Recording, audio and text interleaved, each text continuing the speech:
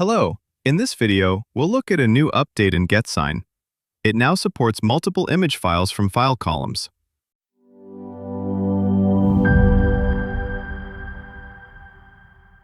Previously, GetSign supported only one image file from a single file column.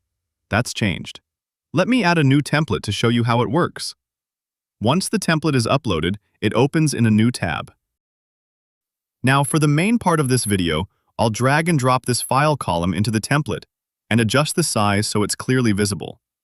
With one row and one column in the grid, only one image displays.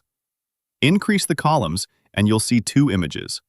Since there are 3 files total in this column, all 3 images are now available.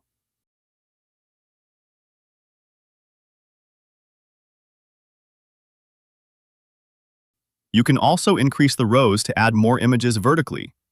This gives you precise control over how many images you want to show and how they're arranged.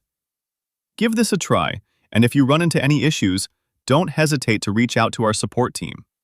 Thanks for watching.